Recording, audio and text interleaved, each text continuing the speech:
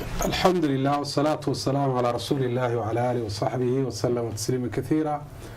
أما بعد سؤال كصابسان حجابك أما بس جلبابك سيدا قرآنك ودقي وأرهم الله سبحانه وتعالى وكواجبية دمرك مسلماتك قودهان ورب سبحانه وتعالى وحيري يا أيها النبي قل لأزواجك وبناتك ونساء المؤمنين يدنين عليهن من جلابيبهن ذلك أدنى أن يعرفنا فلا يؤذين. نبي يقول الله سبحانه وتعالى الله أدنى وحر النبي وحد كتر هذا حاسس كاغا أبلهاغا يدومر كمؤمنات كابا جلباب هحردان ودشود هكوسي دايان taas ayaa lagu garanaya inay yihiin dumar diin leh oo dhowrsoon dadka markaa xumi xataa ku soo dhiiran maayaan. ilaahayna subxaanahu wa tacaala wuu ilaalinayaa, ilaahayna haybad buu u yeelayaa sababtaa dadka xumi inaanay ku soo dhiiran. aayadda qur-aanka waxay noo tilmaamaysaa maadaama ilaahay subxaanahu wa tacaala jilbaabka oo amray jilbaabku inuu waajib ku yahay dumarka muslimaadka ah. markii aayaadka jilbaabka ama xijaabka waajibinaya ay soo degeenna dumarkii muslimaadka ah ee joogay magaalada Madiina markii ay maqleen isla markiiba dhammaantood way wada xijaabteen oo subaxii lagu arag magaalada Madiina gabadh bilaa xijaab maraysa. arinta noocaasina waxay astaan u ahayd iimaankooda, qofka marba iimaankiisu inta uu leeyahay ayay leekaataa hoggaansanka uu hoggaansamayo amarka Ilaahay subxaanahu wa tacaala iyo ku dhaqanka sharciga Rabbi. waxaanu qofku si dhaba u garanayaa waxa Ilaahay uu faray inuu dantiisa yahay adduunyo aakhiraba wanaagiisa iyo sharaftiisuna ay ku jirto. xijaabku ma aha caado, mana aha arrin gabadha muslimadda ay ikhtiyaar ay u leedahay hadday doontana ay xiranayso, hadday doontana ay iska deynayso. faa'iidooyin tiro badanna waa ku jiraan oo culimada kutubta ay ku qoreen, muxaadarooyinka qaarkoodna lagu tilmaamay. ma jirto mara gaara oo shariicada islaamku ay tiri marada mara hiblaaye la yiraahdo ayaa xijaab ah, laakiin shuruud baa jirta culimada kutubta ay ku qoraan. shuruudaas oo ay ka soo qaateen axaadiidta nabiga calayhi salaatu wasalaam horteedna qur-aanka kariimka ah. shuruudda mara kastoo laga helo ayaa xijaab noqonaysa, siday u toolan tahay sida ay doonaysaba ha noqotee.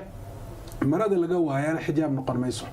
shuruuddii waxaa ka mid ah inay tahay maro gabadha madaxeeda ilaa lugaheeda horta qarinaysa ويدنين عليهن من جلابيبهن بقول الله سبحانه وتعالى.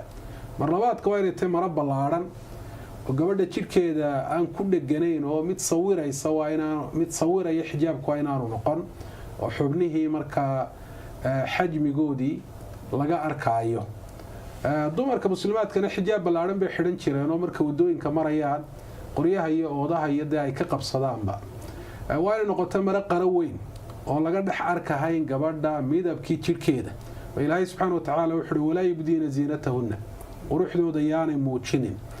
waa inay noqoto maradaasi mara quruxeed iyo mara bilaceed ah waa inaanay noqon, waayo qurux baa lagu qarinayaa, dee quruxna qurux qarin mayso. marka mara indhaha soo jiidanaysa oo raggii ku soo jeedinaysa gabadha muslimadda waa inaanay noqon. ilaahay subxaanahu wa tacaala quruxda ama ta dumarka ilaahay u abuuray ha noqoto ama ta muktasabka mid la ismariya iyo mid la xidhaba, dumarku inay muujiyaan ilaahay uu u diido. wuxuu walaa yubdiina yaanay muujin ziinatahunna quruxdooda. waa inaanay noqon maro udug la mariyey amaba se lagu shiday, gaar ahaan markay gabadhu dabadda ugu baxaysa ama rag ajnabi ka ah marka ay gabadhu markaa ku ag joogto.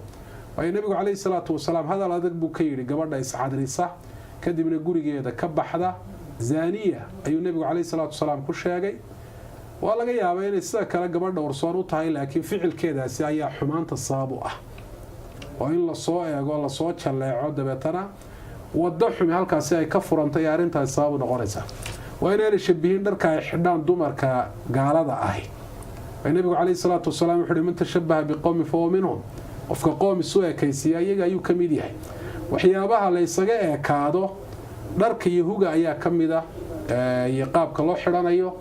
marka dadka muslimiinta rag iyo dumarba gaaladiina uga ekaada lama ogola. waa inaanu shabihin dharka ay raggu xidhaan. ugu dambayn waa inaanu noqon libaasu shuhura oo mara gabadhaasi ay la gooni tahay oo dadka oo dhami ay xaggeeda soo eegayaan oo lala yaabayo waa inaanay noqon xijaabka guud ahaan dumarka muslimaadka ah ay xidhaan ee lagu yaqaano waa inay noqoto marka shuruudda mar kasta oo laga helo ayaa xijaab noqonaysa